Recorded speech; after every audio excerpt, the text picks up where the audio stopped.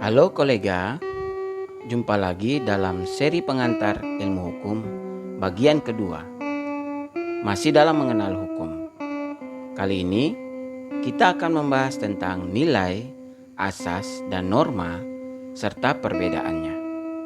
Seperti yang telah dibahas di dalam pertemuan sebelumnya, di mana hukum secara luas adalah nilai, asas, dan norma yang berlaku sebagai pedoman dalam bertingkah laku bagi subjeknya, maka kali ini kita akan membahas tentang apa itu nilai, asas, dan norma, serta bagaimana membedakannya. Nilai adalah kualitas dari suatu objek. Sebagai contoh, dapat dilihat pada ilustrasi berikut ini. Ini adalah 2 lembar uang kertas dengan ukuran dan berat yang kurang lebih sama. Namun, 2 lembar kertas ini memiliki nilai yang berbeda. Lembar pertama bernilai Rp50.000 dan lembar kedua memiliki nilai Rp100.000. Ini menunjukkan bahwa 2 lembar kertas ini memiliki kualitas yang berbeda. Ilustrasi lain yang menunjukkan perbedaan nilai juga dapat dilihat seperti ini. 2 lembar uang ini memiliki nilai yang sama dalam segi nominalnya. Namun, dalam segi daya beli, ada perbedaan antara uang nominal Rp100.000 jika digunakan pada tahun 2020 dan jika digunakan pada tahun 1960. Uang pecahan Rp100.000 pada tahun 2020 jika digunakan untuk membeli daging sapi, kita dapat membeli sejumlah 1 kg. Sementara uang dalam nominal yang sama jika digunakan pada tahun 1960, kita dapat membeli 2 ekor sapi.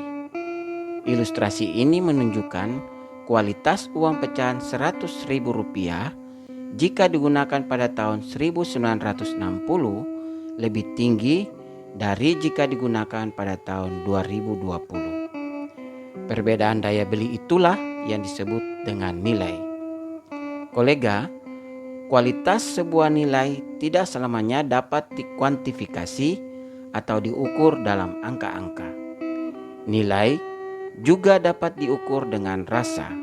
Misalnya, nilai kebaikan, nilai keadilan, nilai tolong-menolong, nilai kerjasama, nilai persatuan, dan lain-lain. Itu juga disebut dengan nilai. Jadi, nilai adalah kualitas dari suatu objek.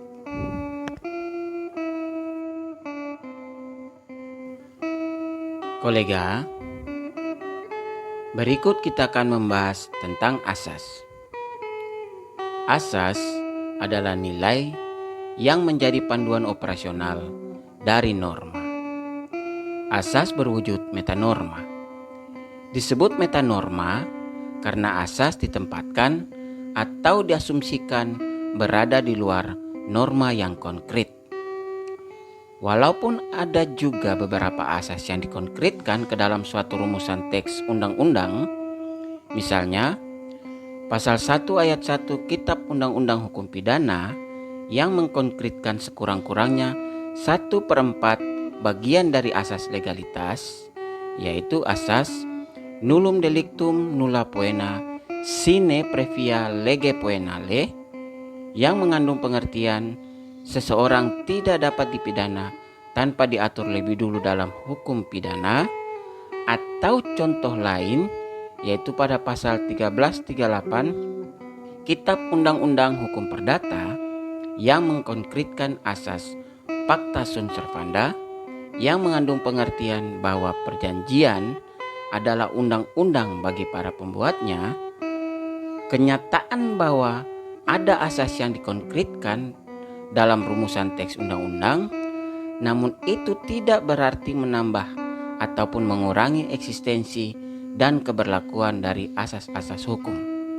Karena pada prinsipnya, asas hukum adalah metanorma atau berada di luar norma. Selain digunakan untuk menjadi panduan operasional bagi norma dalam menegakkan norma hukum tersebut, asas hukum juga berfungsi sebagai penyelesai apabila ada perselisihan atau pertentangan antar norma.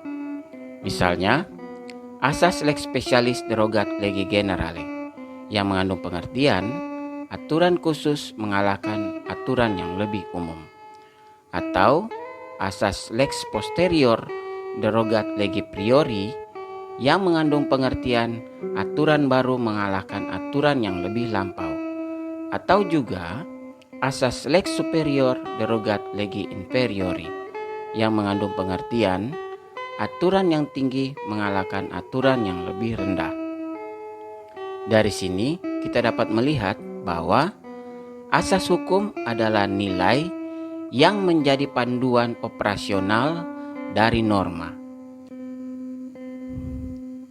Tentang norma atau kaidah sendiri telah kita bahas pada video sebelumnya, yaitu seperangkat aturan yang berisikan perintah, larangan, dan perkenan yang dibuat oleh otoritas tertentu, bersifat mengikat dan mengandung sanksi.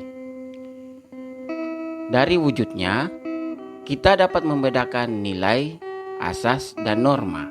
Dari ilustrasi ini, kita dapat melihat bahwa jika dilihat dari wujudnya, nilai jauh lebih abstrak dari asas dan norma.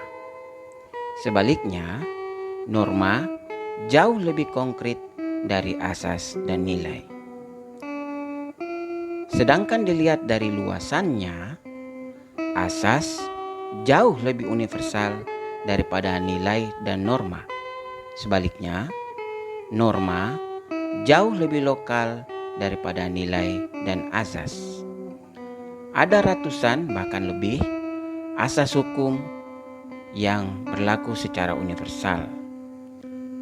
Walaupun ada nilai yang berlaku umum, namun nilai tidak lebih universal daripada asas karena kandungan nilai dipengaruhi oleh moralitas lokal di mana nilai itu hidup. Sedangkan norma, walaupun juga ada norma internasional, keberlakuannya tetap tergantung pada legitimasi otoritas dan masyarakat lokal. Kolega, demikian pembahasan kali ini mengenai nilai, asas, dan norma. Sampai jumpa lagi di pembahasan berikutnya, yaitu mengenai sistem hukum dan pluralisme hukum. Semoga bermanfaat dan terima kasih.